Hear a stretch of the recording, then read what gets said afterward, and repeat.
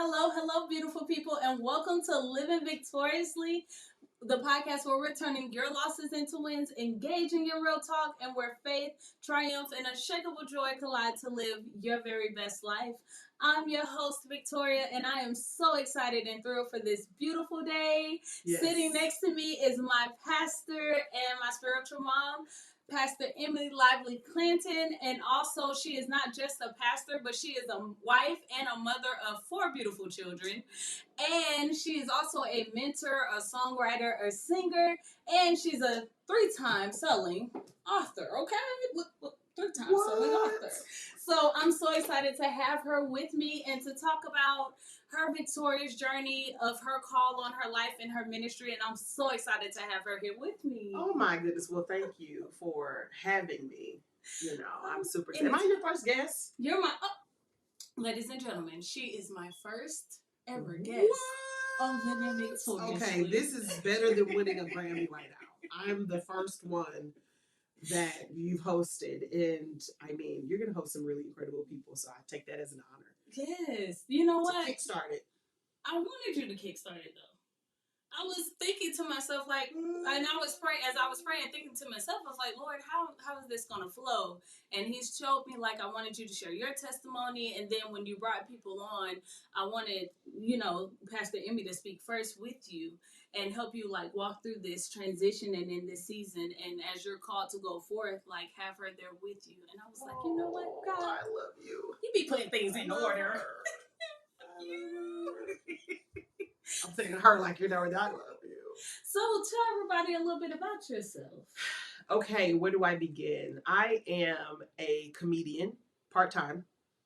You hang around me long enough, you're going to laugh. I'm going to make you laugh. I'm a full-time nanny, maid. No,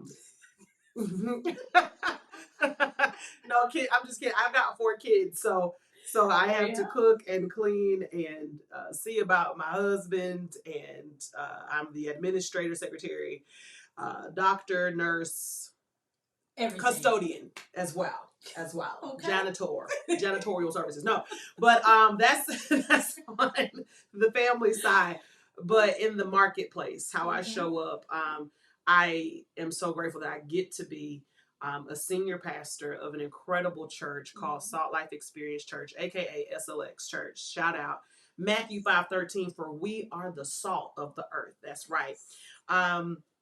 I absolutely love pastoring. I love people. I love seeing transformation in people's lives. And as a pastor, you get to walk alongside people and just see where they came from and watch them progress according to, your hand of discipleship in their life, whether that's introducing them to Jesus or if they already knew Jesus, helping them to develop in their spiritual gifts and developing in their relationships, evolving in themselves. And I love to see people recognize their calling. Yes, that's and so I love that. I also am a 3 times author. Yes, of these books. And I'm super excited. Amazing, by the way. The first one was Lord Teach Me How to Pray. Experience greater purpose, power, and precision in prayer. So it's a really simple book, but it's a powerful book on prayer, and I call it more of a manual, kind of breaking down prayer and the different types of prayer that there is. And that's very, very important, because prayer can be something that gets lost in translation. So, there is a science to it if you want to have an effective prayer life. So all these books are on Amazon, by the way. This is my other book called Wife Boot Camp Manual, Working Out the Woman Before She Works on the Man. Honey, if you are married, single, or somewhere in between, this is your book to get your mind right so you can get this man to be right, okay? That was one of the books, y'all, that helped me and prepared me for my husband. This book is a little underrated. I haven't really done enough with this book, so I'm looking forward to doing more with that book, because I think you need to do like a conference based off of that book. Speaking of conferences, we are going to be having a conference this year, and we're going to have a whole day of that conference committed to Wife Boot Camp. Okay. The next book, which is my baby, I'm super excited about it. It's my newest book called Build Her, a practical guide to success and resilience for women in ministry. I'm super excited about this book. It's about empowering your ministry leadership, balancing your life, love life, family life, because we are still human, especially as women. And there is you can't stay up in the clouds all day long in the glory and then come down. You got to make some macaroni and cheese. How do you balance it? You know what I'm saying? Hello? Right. But also how to experience greater resilience, because I feel like you have to have grit, and you have to have toughness and stickability, stick-to-itness, if you are going to accomplish anything important in life, but especially ministry. You have to have a stick-to-itness and a unmovableness to yourself, or else you'll find yourself, abandoning everything you build. Wow. So that is good. Also, songwriter. I've got music out on iTunes. Just look up Emmy Lively Clanton. I've released 2 singles. One is called "You Save the World." And that's about Jesus saving the world, Yeshua HaMashiach. And the other is called Gritty Women, which is an anthem to my spiritual mom's conference that she does every year. She's been doing it for going on 27 years this year. 27 years. So I wrote the anthem for it. Amazing. 27 years. It's really the song that's also a backdrop for Build Her. Okay. Excuse me. So I think that pretty much, there's a lot more. My husband and I, we own and operate some other businesses that are in marketplace that, ain't got nothing to do with, empowerment or anything like that, but they are making, it's business. And I have that hat I have to wear, and many others, but that's the main thing. Oh, and also mentoring women. So I've been recently stepping into the field of mentoring women. Shout out the my parachurch organization called Build Her Hub. We meet monthly at our meetups, marketplace Bible studies. We're working on planning our first retreat for this year. I'm ready. Looking forward to it. And a surprise at the end of the year in October. So I don't want to release that one just yet, because I want to just mess y'all up. Okay. I want to mess you up. Shake them up a little bit. Shake them up. Give them a little something. But that is a network that is being built to allow me to mentor women who have a special call in ministry or for ministry and marketplace. And that's a little bit different than the pastoral side of things, because the focus is just a bit different. And a mentor is not spiritually responsible for a person. The shepherd is something a little different. But I feel like eventually within Build Her, I will go into covering. Now that is spiritual responsibility, covering point people of other parachurch organizations or ministries who are looking for covering, apostolic covering. That every pastor needs a pastor, every leader needs a leader, every therapist needs a therapist. So I am now opening up to be a pastor to pastors, a covering to those who are evangelists or prophet. They need covering, spiritual accountability, spiritual guidance and wisdom. And so people have been asking me that for years, and I'll be like, not now. I can't do it now. But one day I'm gonna get there. So this is what this Build Her is feeling that need. So there's the sisterhood side, where you want to just come and be in an environment where you can be empowered in your gift and equipped and learn how to balance and do ministry and marketplace well. And then there's also going to be the covering side that we're introducing for those who are looking for a point person to be their accountability and their guide. Awesome. So that is beautiful, Pastor Emmy. I can't wait for it to begin. I'm so excited and thrilled. And y'all, check her out on her Instagram. Make sure you go to Emmy Lively. Pastor Emmy. Pastor Emmy Lively, right? I think so. Yeah. I believe so. Pastor I think so. Lively. Or you can check me out at www.buildherhub.org. Okay. I believe that's it. Buildherhub.org. Check that. Make sure that's what it is. Okay. Check that real quick and make sure. But then as she's looking that up, I got to give you your props, because you are doing it. You are a brand new wife, and you're making it look really, really, really awesome. You're traveling, you're trailblazing, you're building strong relationships with your in-laws, and watching you integrate into this new family is absolutely beautiful. I just see the blossoming of him also. Shout out to JJ. Jean. Shout out to Jean. Okay. I love you. Yeah. Seeing him integrate into your families, and just the joy that there is. I ain't saying it's not hard at times, but there's a joy, and I've seen y'all both be strengthened as two individuals becoming one, in the strength that's been there is just, I'm like so proud of you. I'm proud of him. I'm proud of you guys, and your role in ministry. You got licensed. What was that? 2020. On the day that I got married, I got licensed. Get out of here. God did a double. You hear me? She got a double portion. You sure did. Now, now you got to tell the people. Shandobo. Yeah. So, for those of you who don't know, I got married last April 9th, 2023, on Resurrection Sunday, which was also the day I had my ordination, my licenses to become a minister. So the Lord has given me double portion. She got licensed and married on the same day. That's amazing. On Jesus's resurrection day. On the resurrection on Sunday. The day he rose. Bullshit. See, I told her that was a good idea. I told them, they were like, "Are you sure?" I said, "It's a good idea. That's the day that Jesus rose. Your marriage is sure to work out." Well, I was skeptical because I was like, you know me, I want a winter wedding. I want the romance and the heavenly feel and all of that. But she wanted to be holy. And then, I did want to be holy. And keep it right. No, we have to say it together. She wanted to be holy. I wanted to be holy. And so I remember we sat down with Pastor Amy and her husband, Pastor Eric, and she was like, "So when are we going to, have the wedding?" And JJ was like, April 9th. And I was like, April 9th, what he said. Then I went and looked and I was like, wait a minute, that's Resurrection Sunday. Pastor Amy was like, "That's all right. That's all right. Don't worry about it." Well, what's funny is my husband and I got married on Good Friday. It was 2012. Mm-hmm. Good Friday, the weekend, Friday, Saturday, Sunday, Good Friday. While other folks was in church. Yeah. Lighting candles. We was lighting candles to the Lord and getting married. So it's a good time. It's a good time to get married during the Lord's watch. Amen. Well, I know that you have not only the role as a pastor in ministry, but you're also a loving wife, devoted wife, and an amazing mother to your 4 beautiful children.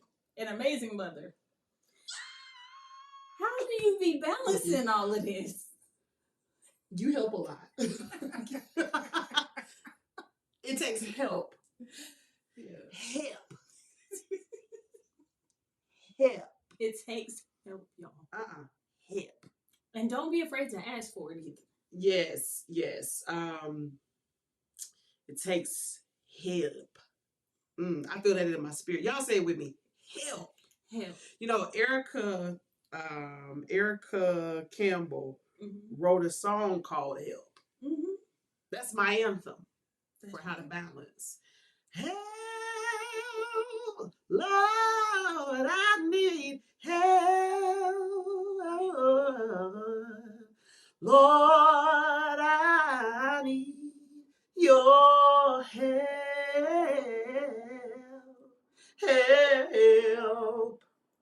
Period. I'm sorry, that was in my spirit. Somebody needs to hear that song and let that be your anthem for a little while. Yeah, so help is how I balance, because one thing I would say that I thank God for is that from an early age, I've been a leader. Okay. I've been a leader since an early age, leading in, after school clubs or school government or homecoming court. I was always extroverted and not shy to step up and lead. Mm-hmm. And so when you lead, you have to learn how to delegate early. If not, you'll definitely be buried under all the to-dos. Mm-hmm. And so from school age to college, and then during school and college years, I was also serving in church, because a thing that we have in common is we both are children of pastors. So we're not first generation ministers. We're third and second and third generation, fourth generation. So when you grow up in church, you grow up seeing a system that works. Yeah. Now some systems are more robust than others, and some churches have more volunteers than others. But you see that it's a group effort. So I think I contribute kind of my wiring by my personality as a leader, and then also the things I had to sign up for and be immersed in being a part of a church and serving in church. It gave me the framework to see that help is great. Yeah. It's not a weakness. Yeah. That whenever you have something that's bigger than yourself, you can't do it all by yourself. So how do I balance, being a wife and a mom? Is that same, I guess, mode of operandi of seeing how in a school setting or in a ministry setting, in an organizational setting, that you need help, you got to delegate. I just translated that to this area of home, that I need help. And there have been seasons where I've had, someone cook my meals. I paid for it, you pay. Hiring someone to batch your meals, and hiring people to help you clean your home. Then the one of the most amazing luxuries, because everybody doesn't have this as an option, but to also hire a nanny or get babysitters to help you. And as of, not sure when this is going to air, but let's just say by the end of the month, I will have a full-time au pair from Mozambique, Africa. Her name is Katia Domingo. I'm super excited for her to come and to join our family and our ministry. She's going to be serving with us for 12 to 24 months. So we'll do a year and see if we get to renew her contract for 24 more months, for an extra 12 months. But she's coming in to help with the family. I've got 4 kids, and it's a lot. And especially having my husband being a full-time police officer as well. So he's bivocational, which means he has a full-time job and he serves as a pastor. I am not bivocational, I'm full-time ministry. But having so many obligations in your home, cooking, cleaning, laundry, paying bills, stocking the toilet paper and the toothpaste and when the soap runs out, okay? Making sure that you pay the light bill on time and it don't get cut off because you forgot. That management of life, you need assistance if you're going to work any full-time job. Yeah, so it's not just a pastor thing or ministry thing. It's, for moms who work full-time, as for yourself, there are full-time flight attendants who have to fly, and they may have a spouse who's working full-time and they've got kids, and, or attorneys, doctors, nurses, firefighters, all the things, lawyers, account executives, even people who work from home. You need time to actually, even though you're working from home, you got to still have time to work. Absolutely. I told JJ that the other day. I said, babe, when we have kids, I'm going to be flying in air and the kids going to have to come to you. And he was like, baby, I'm going to be in the office, in the room working. How the kids going to stay with me? And I was like, you know what? That's a good point. So yeah.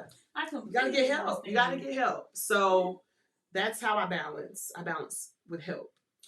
Well, I do want to say, from what I've witnessed and what I've noticed, and something that you have made me take into consideration, even though I'm not a mom yet, but I will be a mom, I love how you spend time individually with each child. Like you and Pastor E, like y'all actually would go take this one on a date, take that one on a date, take that one on a date, and not just dating the kids, but y'all also make a effort and importance of dating each other. Ooh, talk about it. That's good. So talk to them and tell people, how to keep everything alive when you have children, when you're about to start a family. Like, how do you keep the spice alive? Like, how do you date? Hello. I like it. I'm gonna be real with y'all. When I got married to my husband, I was 22 years old. I was 22, he was 24. And so we got married pretty young. Yeah, very. We didn't start a family right away. We started about 2 years into marriage, and we got tired of just taking care of each other. We was like, I know how to take care of you. You know how to take care of me. We need to take care of somebody else. You just get to that point in your relationship where you're like, I think we got each other under control, but I want to add somebody in the mix, right? Right. But I underestimated how drastically our life would change by adding a child. And I'm not gonna lie, it was a drastic difference. In a lot of ways, children will pull your marriage closer, you and your spouse closer, because you get to see in this one little human being both parts of you. Yeah, absolutely. So it's an incredible, like, we made this, and you're enamored and in awe of every little thing they do because you're seeing yourself. Yes. And so that's the beauty of creating a family. Is how it bonds the parents together, that these are ours, or this is ours. But the big old but. B-U-T. But it definitely is not talked about enough of the strain that adding a child will put to your marriage, let alone children. It's going to put a strain because, and I believe it's supposed to. I feel that by the Holy Spirit to say that technically it's supposed to. It's supposed to. We talk about resilience in the book. Without there being pressure, you're never going to grow. Absolutely. Without there being pressure in your marriage, you're never going to really grow together. You're never going to really see what each other are made of, and that's a part of life. So for somebody out there, they need to know that it's okay, that it's hard.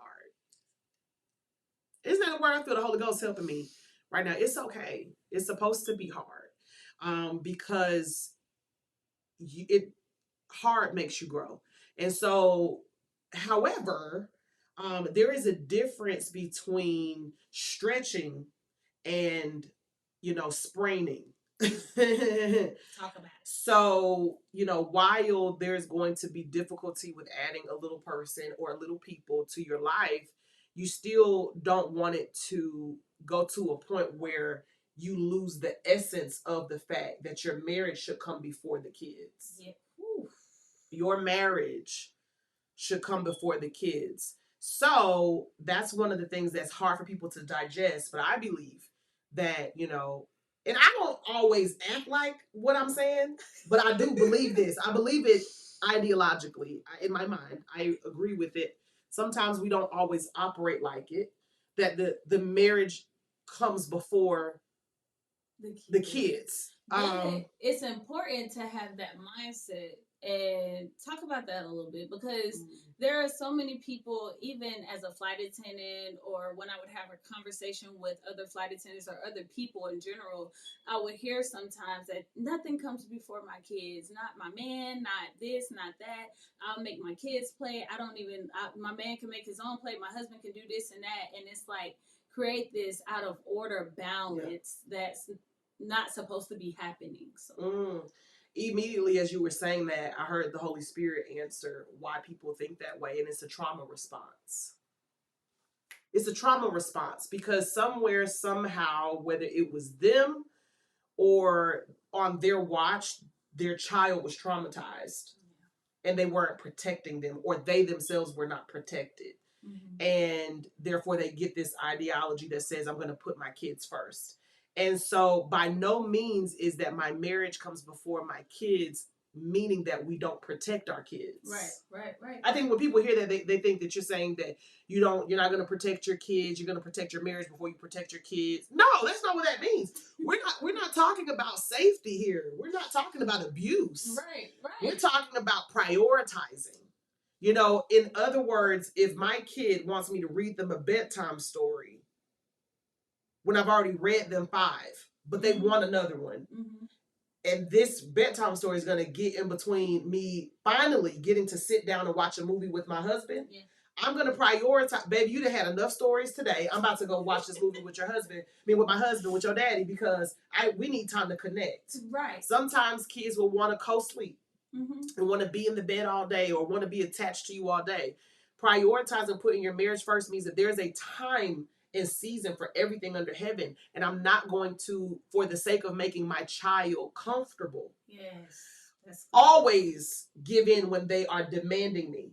I'm going to create boundaries with my kids that say, I am going to meet your emotional and physical needs, but I am not going to sacrifice my husband's physical needs or the wife's physical needs Right. Where kids they can get demanding. And if you give them an inch, they will take them out. And if you let them sleep in the bed one day, they'll wake up 6 weeks later, they've been in there every night. Now you ain't been able to get jiggy with it. Nah.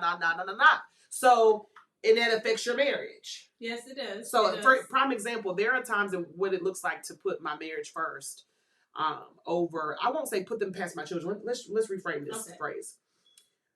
I believe in putting my marriage first over my parenting first. That's good. So it's not the kids. It's not necessarily the kids. The kids, it's the dynamic. It's my role. My highest role first, not my highest, but my most important role will be in the marriage as a wife. My wife being a wife comes before me being their mother. I'm sorry.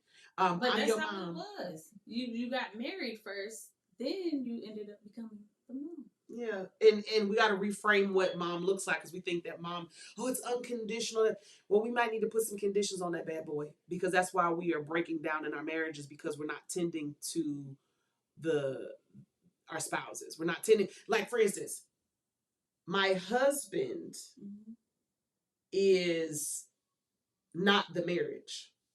I am not the marriage. The marriage is the office of both the husband and the wife. You know what I mean? So it's important that we understand that if I am going to be committed to my marriage, I'm not saying I'm putting my husband over Marissa, Mariah, Milani, or Jaden. What I'm saying is I'm putting my marriage office over being on cupcake duty every night, because that would be out of order. Is that making sense? I think we just got to kind of work around that concept. So no, it doesn't mean that if my husband was drowning, that when my kids were drowning, I would save my husband before my kids. That's not what we're talking about. That's not what I put that first. Clearly, I would go after my kids if they were drowning before I went after my husband, because he's grown to a man and he should be able to hopefully swim. Yeah, they're more dependent. They need help. Yeah. So we're not talking about in those aspects. I'm not going to leave my children with somebody unsafe just so that I can go out the country with my man. Hello. And it's funny because the main people that be talking about that they put their kids first be the main ones who leave their kids so that they can go out the country with a man that ain't their husband. I need some tea right about now. I'm just saying, people talk a lot of things, but for instance, I was going to say that even now, my husband and I, we try to prioritize date nights. And so when we get ready to go to date, the kids will notice that we're getting dressed. They're like, no, we don't want you to go. Take us or stay home, please. And we have to tell them, we love you. We will be back. But if you want mommy and daddy to stay married and happy, then you need to let us go. Absolutely. And I sit right on over their little head and I go out that door. So I've learned to desensitize myself from their cries about wanting me around excessively, or wanting him to be around excessively, and dealing with the parent guilt of it all, because I realize that, again, that's where I have to prioritize spending time with your father if we're going to remain married, because if we become strangers, it'll be easier for us to part. Yeah. We don't want to part. We want to stay together, and they want us to stay together. That is so good. Woo! And speaking of that, not only do you date your husband and spend time with your children individually, you're also a full-time pastor. Child. And then you have your ministry, Build Her. So it's like never ending. So my question would be, to start off this, because I feel like we need to talk about the process of purpose right about now. I love that. Well, I will say this before let me throw this in here for free. Now, when it comes to hierarchy, my marriage comes before my parenting, or my parenthood. Put it that way. Not parenting, my parenthood. My marriage, the office of that, is going to be prioritized over my parenthood. But my parenthood takes priority over my pastoralhood, or pastoralship rather.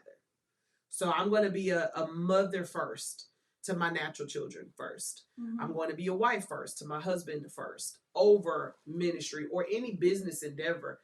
That my household, wife, marriage, and parenthood, those are going to come before any other expression of me. And that's because I'll never forget, I was reading a book when I was starting the church called A Blessed Church. And it talked about from one pastor to another, to groups of pastors, because it's a book for pastors, really. It said, never, pastors and leaders, never sacrifice your family on the altar of ministry. And that stuck with me as a formulative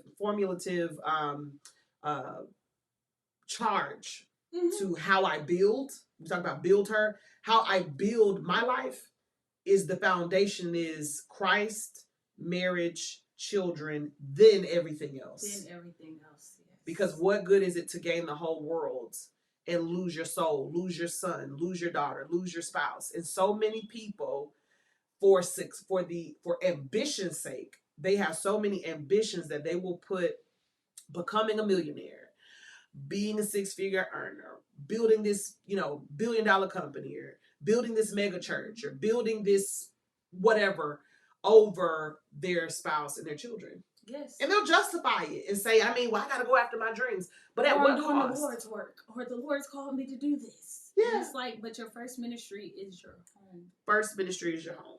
First ministry is your home. And we don't always want to be dealing with home, but it helps to bring me back when I'm washing dishes and I'm folding clothes. And I'm like, I really could be doing something else right now, more what I would like to be doing with my ministry. Yeah. I would like to be doing this.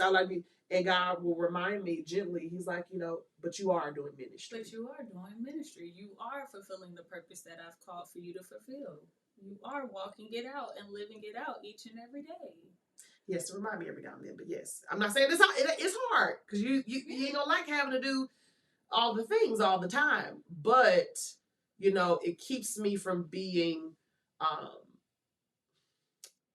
feel like God keeps me grounded by reminding me these things. Another thing that keeps me grounded is seeing so many who have failed at it. That's what I was just about to say. So look at you in my mind. I was going to say, but we have seen that and witnessed that in ministry growing up inside of the church, where we've seen so many times where the pastor, the minister, the teacher, the preacher, the prophet, it doesn't matter who, they have forsaken the ministry of home. I like that, the ministry of home.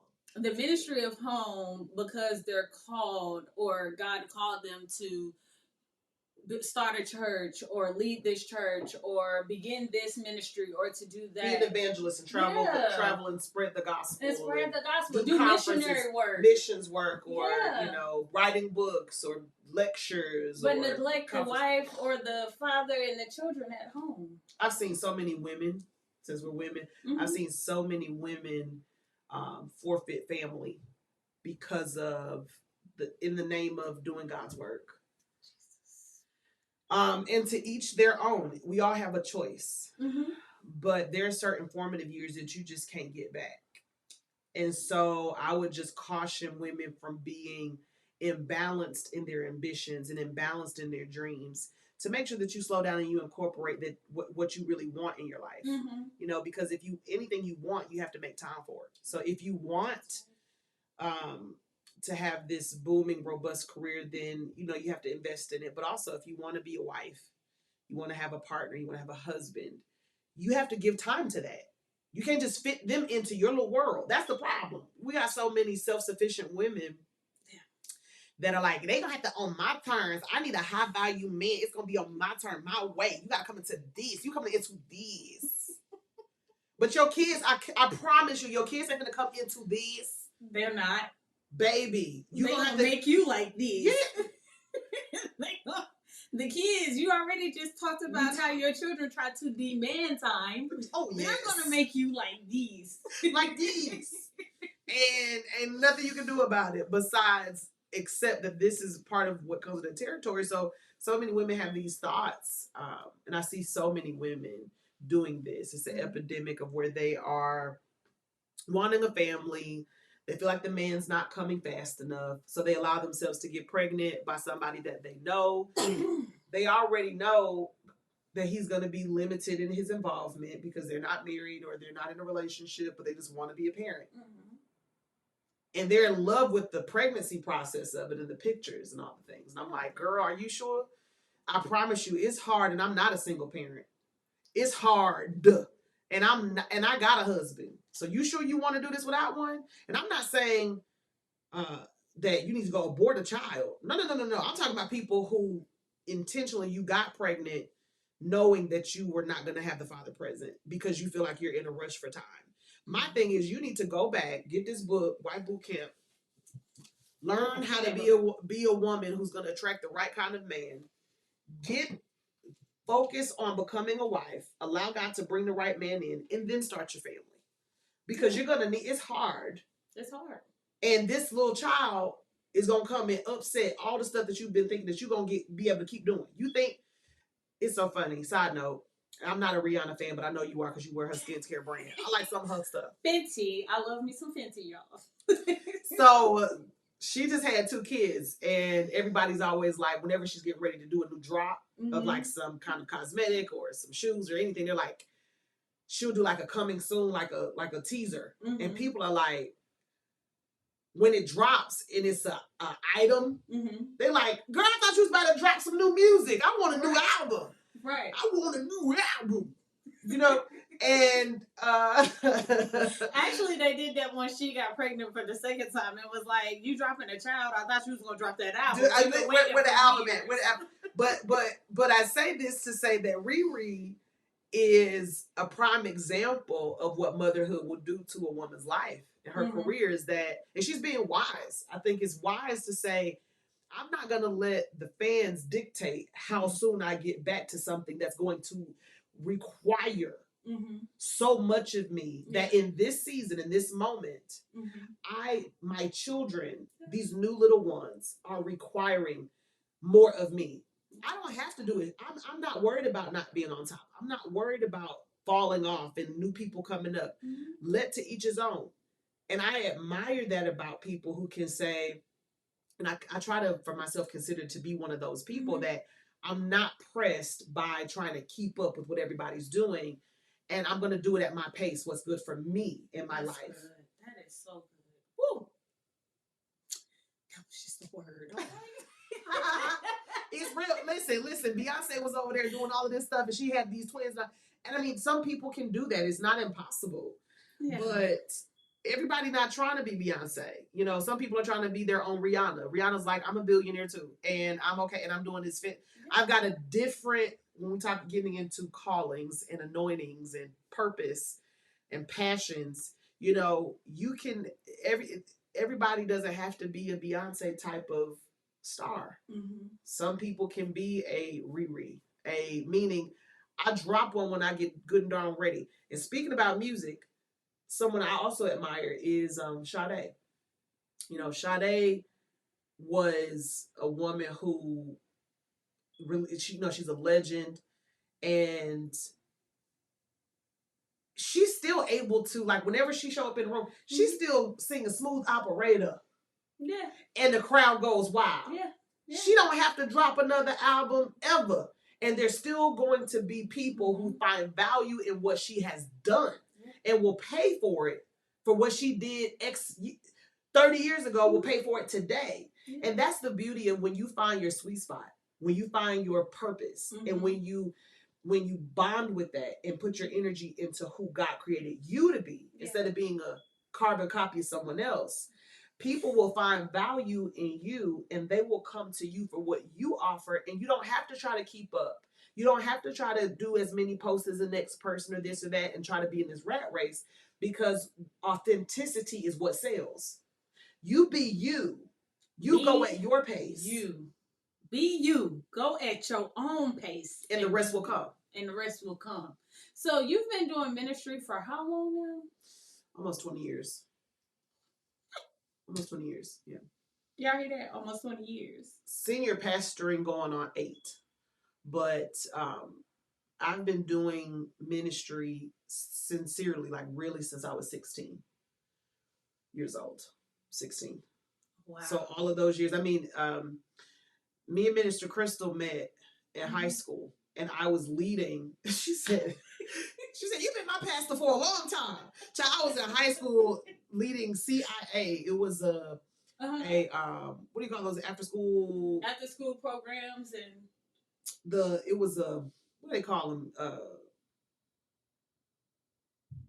the club. It was a club. Oh, okay. It was a club. Okay. So it wasn't like just beta club, junior beta club, things like that. Okay. Yeah, so it was a club that was an elective club that you had to get permission from the principal if you could do these clubs and everything like that. And so I was the president of the CIA at our particular high school, which was called Christians in Action, CIA. Christians in Action. Yeah, and I would have to prepare my little teachings, which were really AKA sermons, and I was preparing those and inviting people to those and inviting the Christians in our school to come as young people. And it was funny because Ms. Crystal said she came across an old notebook from her high school where she found the notes that you used to that she wrote from one of my messages back from high school. Oh wow! So I've been crazy. And she was right there, front and center, ready to be deployed at any moment. Like, all right, she was one of the ministers back then. She was a minister then. She didn't even know it. She was minister in training. She was MIT. She was going out getting the kids on the evangelism team. Bring them in here. Bring them on in. Wow, so you started early. Very early. So when did God call you? Or when did you hear the call that God was like, Amy, now is the time. Or this is what I'm preparing you for. This is what I'm gracing you for. This is what I'm calling you to do. My mother recalls I was 7. My mother recalls I was 7 and I came to her. And apparently I told her that she needed to pray for me because God showed me that I was going to be a preacher and that I was going to get thousands and thousands of people saved one day and that she needed to pray for me. So I can remember as early as 7. And then I remember being my daughter's age, like 10 years old in 4th grade, 5th grade, in the back of the classroom, hosting Bible studies, leading people to salvation as early as 4th and 5th grade. You already hear that? No, really. 4th and 5th grade, I was a road runner. 2.5 came out. Okay, that was me. I was the track star. running. That was Vicky. It was early. I thank my parents because they you look back on it at times. Some kids you get frustrated that your parents make you go to church and make you do this and make you do that. Yes. But it really helps to solidify the service of ministry, the priesthood rather of ministry, understanding the priesthood of that. And so my dad used to take me evangelizing with him. I remember being young. He would take me to South DeKalb Mall. South DeKalb Mall used to have a Kroger. And I think they turned into a beauty supply store. I don't know. I think so. South DeKalb Mall. It was the Candler Road. Whoa, gosh. Okay. Because our church was off of Candler Road and A-Town down. Peace up. Atlanta, holla back. Forever, I love Atlanta. Forever, Decatur where it's greater. Decatur where, listen. Okay, Zone 6. Not the zones. Not the, Father help us, God. So he would have me go out with him to evangelize our community. We would take pamphlets for the church and we would go on foot. And no, we were not Jehovah's Witnesses. Thank God. We were not. We are not. But we would go and we would meet people and ask them if they wanted prayer and tell them about the Lord, tell them about our church and invite them out and pray for them. So I would go and I was seriously serious. Like I'd be like, I'm going. And I would go. So some of that is just my wiring. God wired me that way. Even being in seminary class and having to do certain assignments and studying the Bible, my dad would make me for like every weekend, Saturday mornings, he would make me read a passage of scripture and write what I learned from it. He would sit me at the table and do that So at an early age, he was teaching me exegesis, how to exegete scripture. So that's why, and I was doing that young, like 3rd and 4th grade. So by the time I'm 16, I have had quite a bit of skill in dissecting the Bible and interpreting the Bible. And my father was a charismatic preacher, so he believed in the Spirit of God speaking in tongues. So we believed in the Holy Spirit giving us revelation about the scriptures. Absolutely. So I think that it's really important that, while all kids are wired differently, I think that if you introduce them to the Spirit of God at an early age and teach them the disciplines at an early age, reading scripture, writing what they believe about it, taking them with you when you evangelize, taking them with you when you're going to prayer meetings. Old school, it does something of a deposit. Yeah, my God, I feel some preaching it going on. It does. Look. So even when you get older, yeah.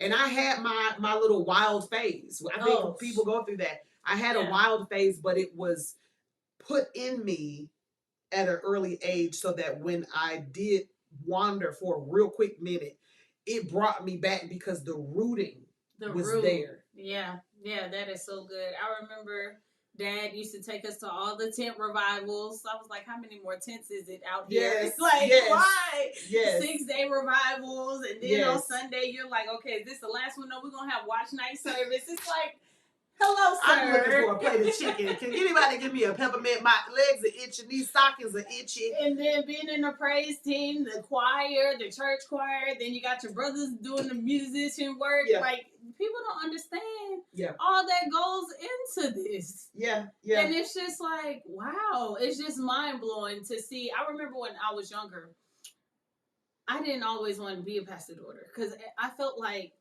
sometimes when he would talk to me, it was more like from the Bible, and I was just like, Dad, he was pastoring me. And it was just in those moments, I was just like, I just want you to be my dad. Yeah. But then as I got older, I was like, ooh, thank you, God, that my dad was a pastor, because it kept me from this, that, and that. Yeah. So, yeah. The fear of the Lord is the beginning of wisdom. Yeah. And so when your parents, and your parent, a parent doesn't have to be a preacher to do that. You can be a devout follower of Christ, a real disciple. And when you train your children that way, you see the fruit. So now my father, while, he did all these wonderful things with deposits in me, he was one of those ones that was trying to save the world, but lost his family, So there was the great side of me being exposed and trained in the ministry. But when it came to him putting his marriage first, he didn't even know what that looked like. It was really fantasized. Ministry was fantasized. I think it was idolized by a lot of pastors, a lot of preachers, pastors of that generation. Even my grandfather's a pastor of that generation. It was like, well, God's called me. It's like they're off in the army.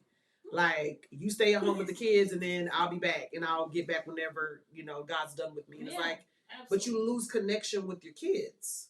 You lose connection, you lose certain formative years where it was like when I was 7, 8, 9, 10, I was very impressionable and I would follow him. But by the time I became a teen and I began to overhear certain conversations that he would have with my elder sister or with my mom, or really be able to discern, like tell his personality and the lack thereof of the balance, it began to change how I could relate to him.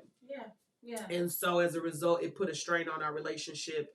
Most importantly, it put a strain on my parents' relationship, and they ended up divorcing. Jesus. So, I have enough experience with seeing ministry done wrong to know that what I'm doing is the right thing, to take my time. To take your time. Take my time. Because you have so many people trying to run ahead, trying to get the spotlight, trying to be this and that. They get caught up in titles. They get caught up in, the this likes, and that, the lights, the glamour, the funds, the money, the people, the fans, the views. And it's like, but you don't really know the price. You don't really know what it costs. You don't even know how to even walk this thing. And you don't know the spiritual side of things that come along with that, the warfare, especially if yeah, you may be called for it, but this may not even be the time that God is telling you to go. But because you see the glitz, the glam, because you see the power of God working and you want that, you run ahead prematurely to go. Jesus. You run ahead prematurely to go for that thing, and it's not even time. It's underdeveloped. You're underdeveloped. And there is a danger that ambition can bring into our lives if we're not careful. If we don't keep that in check. Yeah. This ambition, I feel like for our generation of millennials and Gen Zs coming up, there is this is a very presumptuous generation. Mm-hmm. I was just talking with my family last night about the root word of both of presumption. That word is pre, meaning before, mm-hmm. something before. Mm-hmm. And then assumption is the root of the assuming is the other root of that word, presumption. Mm-hmm. Presumptuous, assuming. Mm-hmm. You assume before you know enough about what you need to know about. You're assuming you know, but you don't know enough of what you need to know before you do it. So now you're operating in presumption, and that also is rooted in a pride, when humility says, let me slow down long enough to seek the Lord and ask leaders, ask others who have gone before me, what does it take to have staying power? Because ministry requires resilience. And there's going to be times where the applause is loud and the money's there and the support is there and it sounds good and you feel good about yourself. There are going to be days where the money's not there, the support is not there. The enemy is wearing at your confidence and telling you, who do you think you are? And you are looking around and thinking, what am I doing? What's the point of all of this? Mm-hmm. And if you don't really have a revelation about why you're doing what you're doing, and if you don't really have the grace to be doing it at the time you're doing it, then you will wear yourself out, and then you will end up falling off of your trail. I'm gonna have to just take a break on this. I'll be back. I mean, and the reality is, this is not just applied to ministry. This is applied to so many other industries. Whatever your industry is, there's a process and a price. Whatever industry.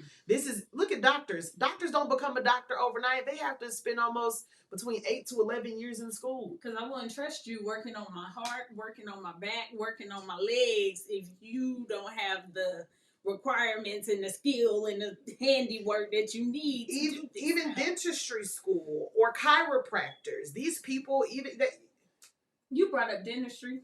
Listen, I was trying not to do this. Now, you know that they don't even have dentists that do veneers. Now they got these people just creating themselves as dentists, and they're now doing people veneers.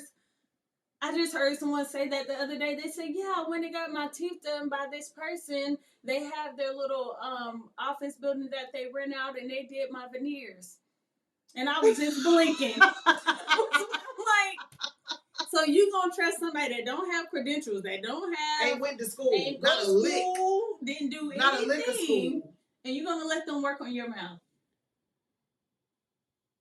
Can I tell you what that is the equivalent of? That is the equivalent of when people go sit down in a church and allow people who have not been processed to pastor them.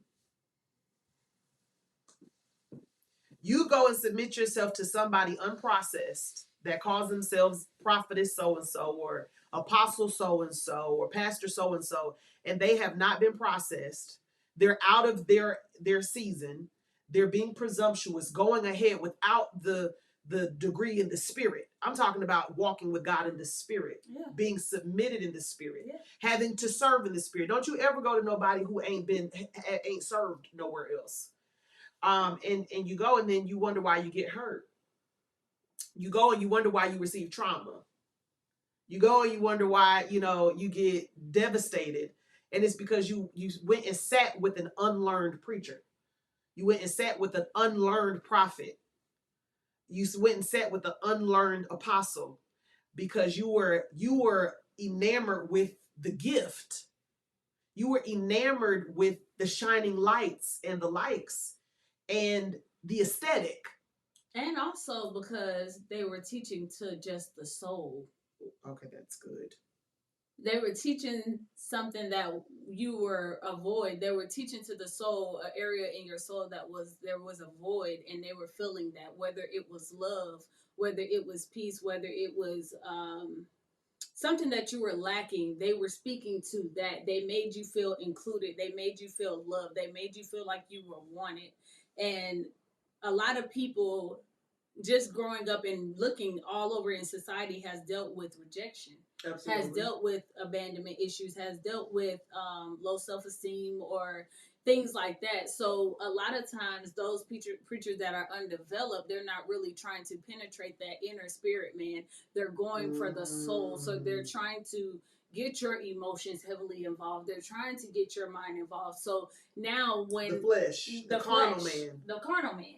So now when something happens, that's why you're so easily to be church hurt and, oh, I'm not going to church, or, oh, I don't do church anymore, or this or that. But church was never meant to be made for that. It was meant to edify and build up each other as we worship God. And a lot of times, because your soul is invested in it and not the spirit, man, you take your eyes off of God and put it on the man or the woman that is teaching and preaching and get caught up in that.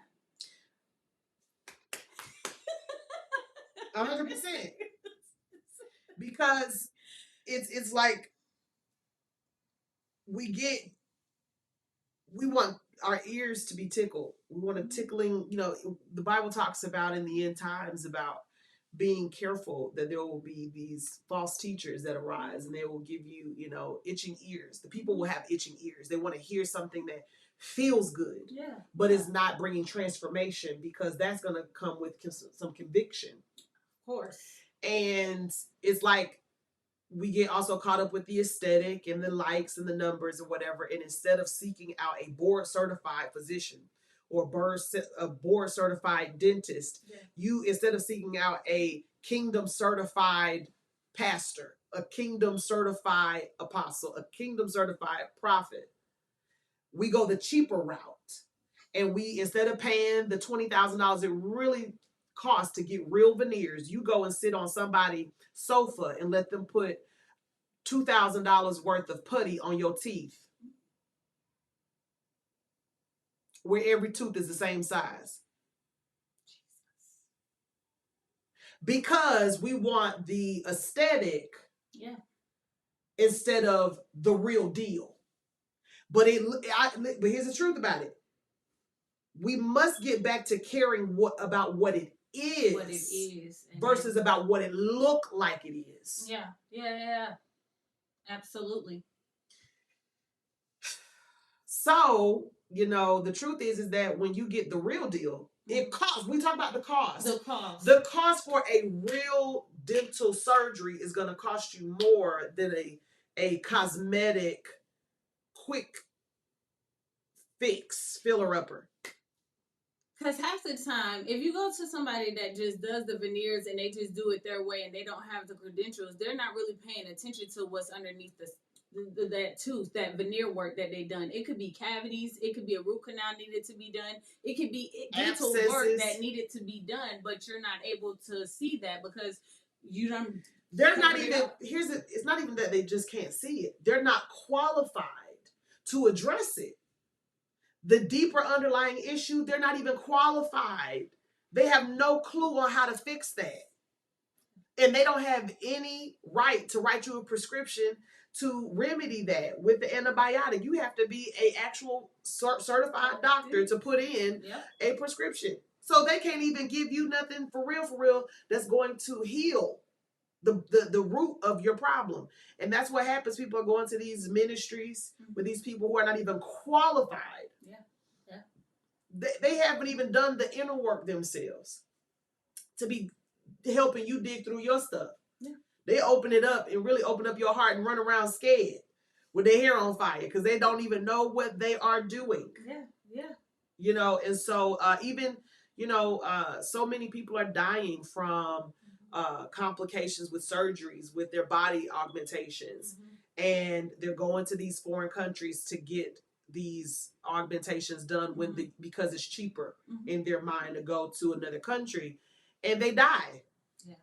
They're dying because they're so eager to have this look, this aesthetic, and they are presumptuous, assuming that all is going to be fine.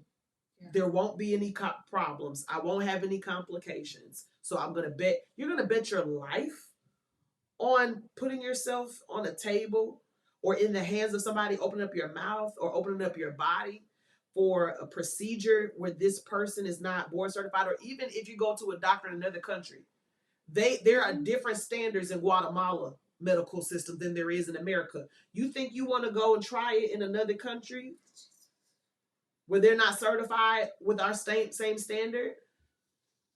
So it's a point where, you know, we got to use wisdom. Yeah. And we have to be slower to be slower to get the aesthetic and quicker to do the real work. So we have to get back to the real work. So we have to get back to renewing our mind. We have to get back to having the fear of the Lord, because you said wisdom. The fear of the Lord is the beginning of wisdom. So I feel like so many people don't have that fear, that reverence and honor for the Lord in order for wisdom to be instilled in them. So we first have to get back to the basics. And one of the most important basics is submitting to the process.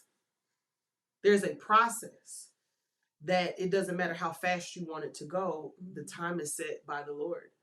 And you have to go through the process, Joseph. You have to go through the process, David. You got to go through the process, Daniel. You got to go through the process, Esther. You know, God doesn't take you from 0 to 100 in a day. Yeah. You know, he processes you for character purposes, to test you, to prune us, so that things that could get in the way of the assignment won't sabotage or derail us once we get there. You know, and so I was thinking about it, that, you know, when we should take our physical bodies more seriously, and not take it for granted by submitting ourselves to a quick fix that we want to, because we don't want to pay the price. Yeah. And we want to look a certain look that we're willing to jeopardize our own health for vanity. But God said the same way you should not do that. That is not wise to jeopardize your health for vanity, because you only get one body on this side of heaven, right? He said, but also you should not be willing to jeopardize your soul for pride, for vanity. You know, we want a quick fix. We want to be told, we want to be this, we want to be that. And so we'll go and submit ourselves places that promise us a quick, fast, some kind of a guarantee that can't be made in that short period of time. So we got to be more cautious and careful with our soul. We can't just lend our souls to anybody. We need to start doing more research. What does that look like? That looks like doing more fruit inspection. That looks like finding out, where did the ministry that you're a part of come from? Who's their leader? I would suggest anybody who is looking for a leader to assess the leader, the leader's leader. Who's the leader's leader? If they have a leader. And that's important to say. You know, I would prefer, like, why do we go to American doctors? Because they have to report to a board. That means that board, if they did something wrong with you, then that board requires them to have insurances to secure that you would be able to sue if they messed you up. Absolutely. You go to Guatemala and they puncture your liver and you need a new one. They're not obligated to pay you nada. You know what I'm saying? Yeah. So using wisdom of, like, I would trust those who have accountability. That's a good one. Accountability.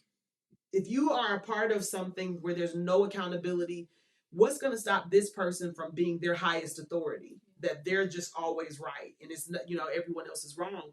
So do more research. Don't just be moved by the gift, the look, the aesthetic, the experience. You need to be moved by facts. You need to see some things. You need to really take some time and pray about that and watch them. A lot of stuff, if you would just watch, it would just observe. Just observe. That helped me a lot growing up. I just used to just sit back and just be watching. And I would see so many things. And I just remember one time a pastor tried to pray for me, and I was just like, no, not you. You can pray for me. But no, not you. It was like clear as day. Nope. Because I've observed.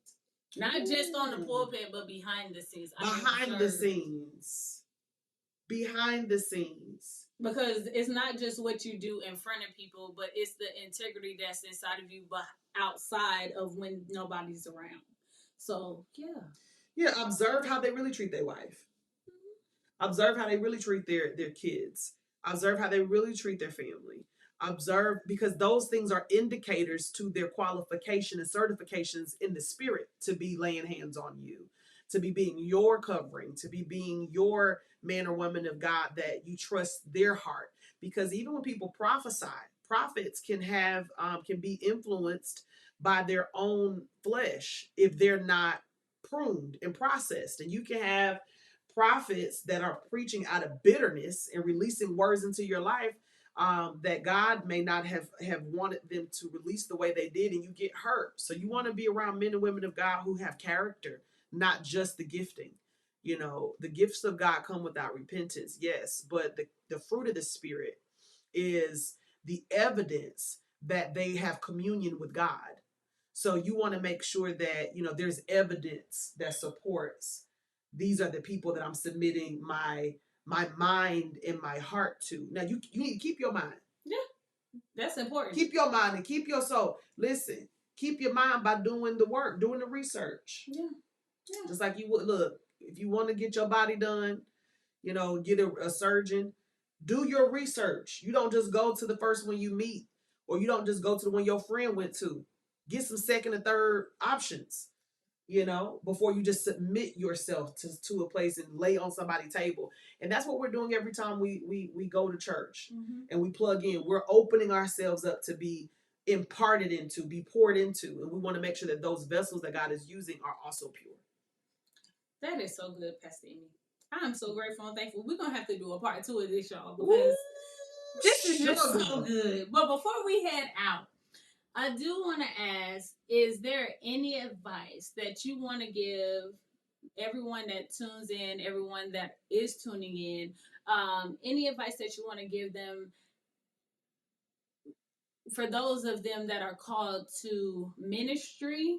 And because all of us have a purpose, what advice would you give to each and every person that is watching regarding purpose and for those that are called to ministry?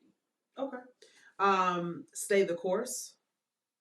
Stay the course. Don't allow double-mindedness to come in and trick you out of your inheritance.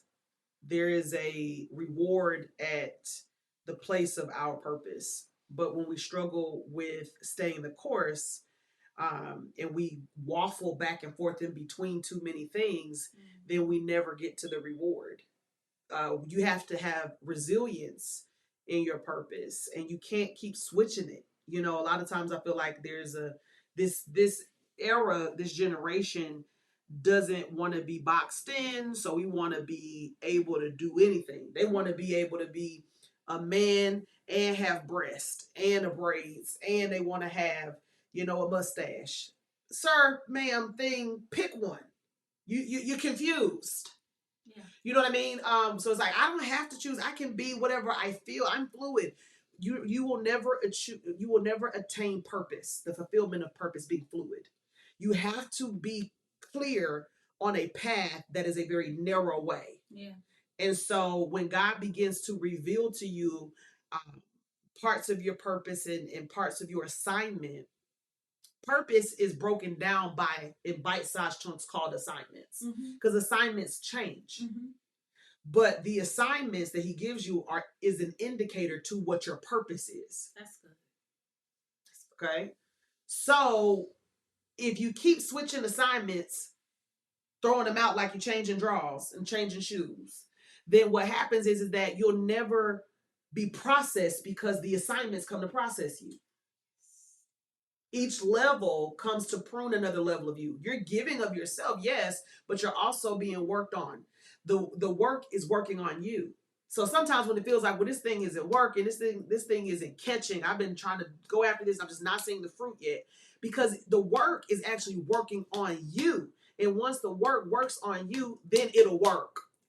Come on. So stay the course. That's what I would say. Stay the course. Stop changing every 5 minutes. Stop changing at every sign that is hard. Stay consistent. Stick to it. Get that. It's just bringing everything back full circle. You have to gain resilience if you are going to fulfill purpose. Come on. So that's what I would say. See, we're gonna need a part 2 of this already. Good. I can feel it too. We can go for hours. I know, like we do. We sitting in the kitchen. 3 hours later. That's another thing. With our husbands called, hello. We need you. Y'all need to come and figure it out. They just be shaking their head like, They be trying to get a few little words in every now and then though, but it's like, this is good. But I do want to add your other advice that you gave a while back, even though you didn't add it in this one because you already spoke about it, to not rush ahead of what, even though God may have called you to do something, seek Him to know His timing, because His timing is not your timing. His timing is not the timing that you think it should be and how it should be and when it should be. It's His timing. So to seek Him and not try to rush ahead of that thing.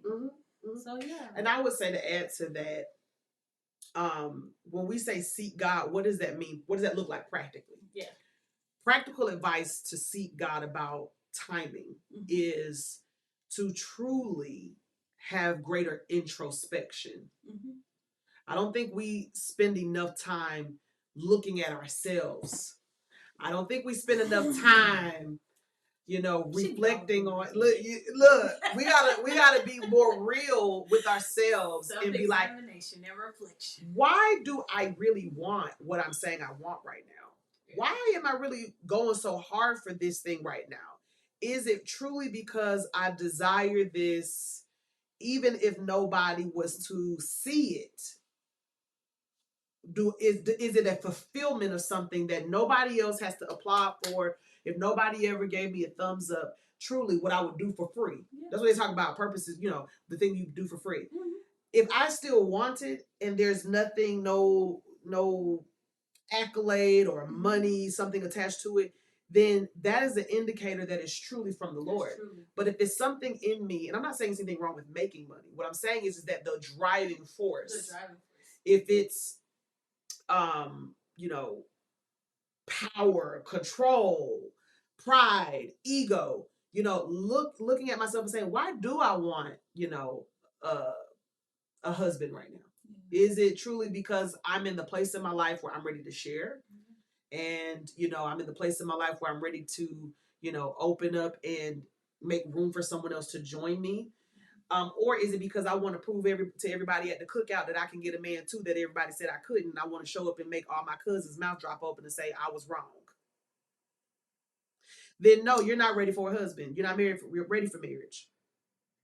We got to get back to what is the root of why I want what I want? What is the root of me writing these 3 books? Is it to say I wrote 3 books?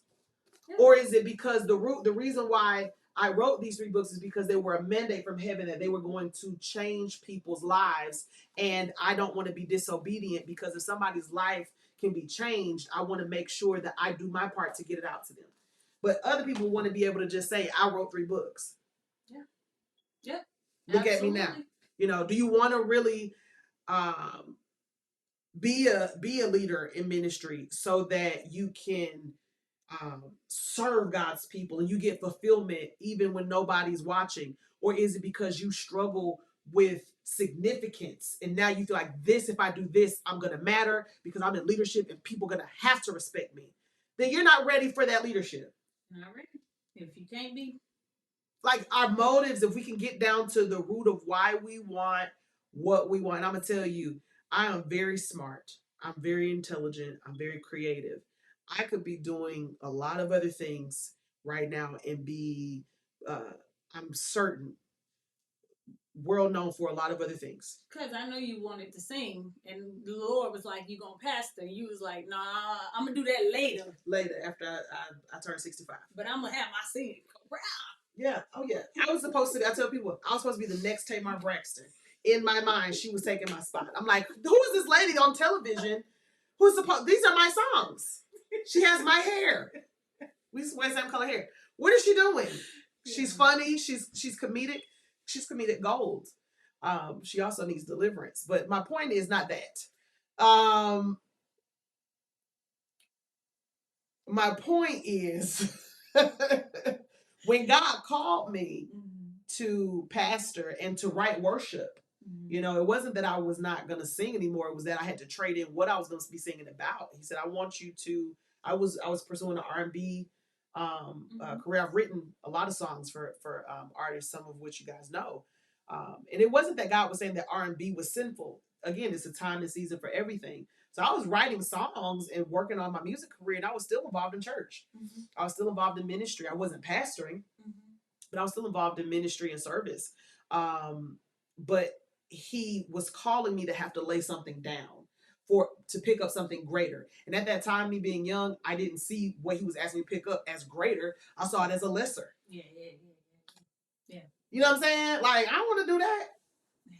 Like, this was before it was Sarah Jakes Roberts and Megan Ashley. Yeah. Like, this is before the podcast era where it's cool to be, you know, a preacher influencer. This was back when all I had an example of was Cindy Trim before she changed her look, and Joyce Myers. Who wants to do that? I appreciated their ministry. And they're older.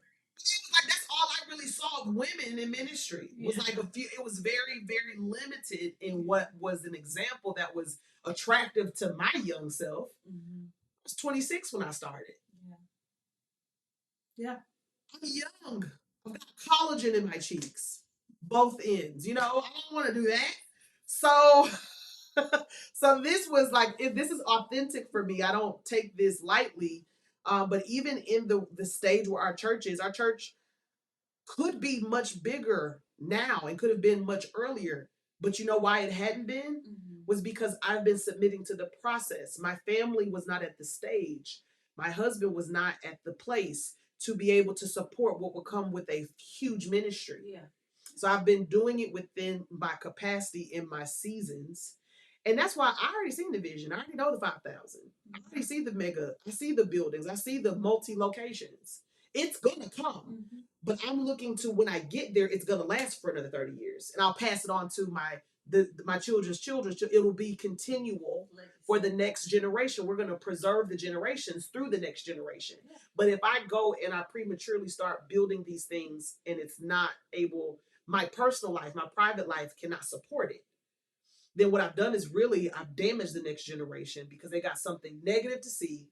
And I'm actually jacking up what really could be an incredible move of God if I just waited. Yeah.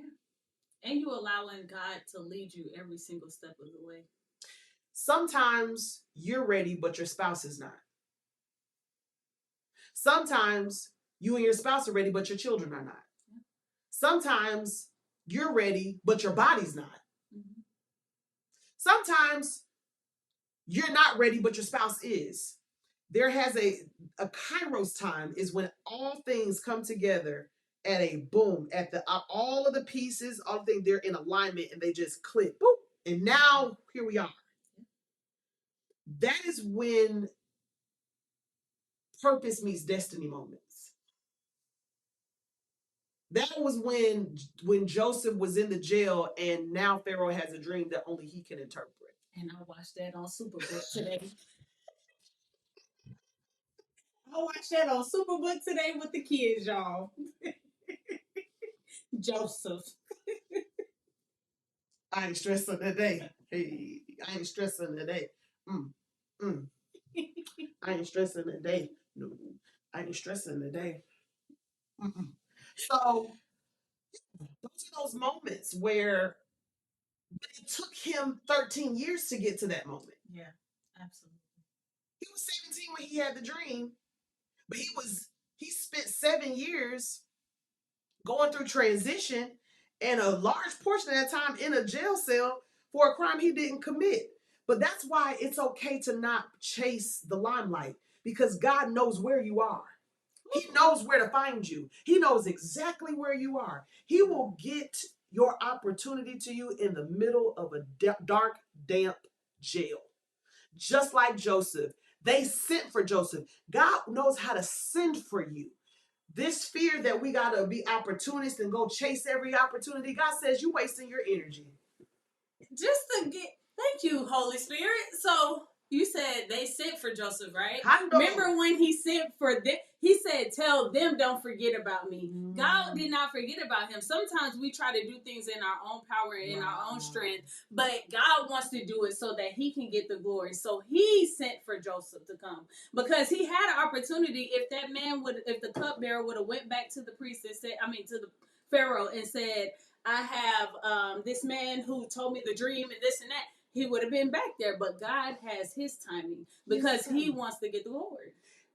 If we take that same scenario and the cupbearer went and told Pharaoh, there's a guy in jail who interprets dreams, he'd be like, and I don't have a need for an interpreter. God waited to give Pharaoh a dream that no one could interpret, so he had to go send for him. In other words, God will reveal you when it's a need for your solution that you bring. So a lot of us are trying to put ourselves out there when it's not time yet. It's not ripe enough. God is going to put things together to where it will be an undeniable need of you. That it will not, no matter who don't like you, they can't shut the door for you, because it's going to be such a Kairos time that you are going to be the answer, the solution to that problem, whatever it is. And God knows where you are. Absolutely. So last thing, I know we got to wrap up, but one thing that really is very obnoxious to me in this culture are opportunists. It really reminds me of the spirit of Satan, to be honest, because he's the one who goes around like a roaring lion, roaming around trying to go from person to person, like Rumpelstiltskin from Shrek, always trying to broker a deal. What's your problem? Yeah, go get some business. For real, you over here like Rumpelstiltskin, a little behind, trying to go to everybody he can in the kingdom to get them to sign a deal. But that's because it shows that they wanted to be about them. That was just like Satan. He wanted all eyes on him. So when you are a person that is prideful and you're a person that you want the attention and you want it, it's about self and not about God, purpose, helping others, or, transforming lives. When it's not about others and it's more about yourself, you're going to be that way. And you're going to only see that. And step on as many heads, necks, backs, buttocks, calves, Achilles, and toes as you need to get to the top. Do you really think that that's going to end well when you live a life that way? God is exposing all these people who have built empires doing that. The Diddy exposure, the R. Kelly exposure. You've got the Jeffrey Epstein exposure. These people who get this massive wealth. Even the guy Harvey Weinstein and the likes, and many others that are coming forward. Even the ministers that are being exposed, the churches that are being exposed for abuse of power. Guys, like when you step on people's necks to get what you want. Mm-hmm. There will come a day, the Bible talks about in the book of Galatians, that to be not deceived, God is not mocked. What we sow, that shall we also reap. So when we step on people's necks so that we can be considered or preferred, then we don't realize that we're sowing seed that is going to come back, and it's going to be a harvest that we don't want to accept. So that's, again, the fear of the Lord is the beginning of wisdom. Because if you really believe God, if you really feared God and read his word to know what God say about behavior that's like that, you can't tell me you fear God and you over here knocking people upside the head to get to the front of the line. Do you really think that by you knocking people upside their head to get first dibs in line, that this is going to end well for you? Yeah, no. But in the Bible, God also says that the first shall be the last and the last will be first. So if you allow him to lead and guide you, in his timing, he will place you where he needs you to be. Mm-hmm. And if you want to get to the front, the greatest of these shall be the least. Jesus taught. That's exactly what it is. Jesus said that the greatest of these is the least of these, meaning the greatest leader is the greatest servant. So servanthood is the best way for promotion, and not servanthood in an opportunistic way. Well, let me come in and help and serve the man or woman of God so I can get close to them so I can learn what they're doing and take their thing. Huh. I've seen all kind of foolishness in this world we call life. And people think again that they get away with it. Nothing's new under the sun. Nothing's new. Nothing is new. People, you be careful who want to come claim to serve you, because some people want to get next to you and serve you only so they can study you and try to take over to be you. But don't be dismayed. Don't be feared, because nobody can be you but you. But those people, they can cause a lot of havoc, wreak havoc in your life unnecessarily. So it's important that you know who labor among you. If you have a Judas, you better know who he is. Y'all hear that? If you got a Judas, you better know who he is. Know who he is. Okay. Jesus knew who he was, and he let him stay there because he played a role in his promotion. A lot of times, this is a whole nother level, but a lot of times your greatest betrayal is your greatest propel. Betrayal will propel you into your next dimension. So sometimes you gotta leave Judas around. Yeah. Because when it comes time for the betrayal, I can't even get to my propel until I've been betrayed. It's after the betrayal you experience the propelling of God. So, even what the enemy meant for evil, God always turned it around for good. Betrayal, Joseph was betrayed by his brothers, but it propelled him into his destiny. The same dream they thought that they were going to destroy, actually, their actions put him in the position that he needed to be in to be called upon Pharaoh to become the second in command in the whole land. Let me tell you something. I don't care what you go through. I don't care what you've been through, what the devil thought he was going to do. It all will work together for your good if you keep your trust in him. You remain steadfast. You don't waver. And you go through your betrayal. It will turn into a propelling into your next dimension. And you don't have to get a lick back. You don't have to be vengeful. But God will promote you in due time, and he knows where to find you. Even in the pit, God knows how to get you out into the palace. You see why I'm gonna need a part 2, 3, 4, 5, 6, 7, and 8, 9, and 10. This is good. We building something here. We gotta build this in people. We gotta know. Thank you so much, Pastor Emmy. This was so good. I enjoyed it. Thank you so much for being on this podcast, for sharing your insight. You have had a victorious journey, whether you realize it or not. I hope and pray you do, which I'm sure you do. Thank you so much. Through all the trials, through all the obstacles, you have remained resilient. You are impactful. You have not only impacted my life, my husband's life, my family's life.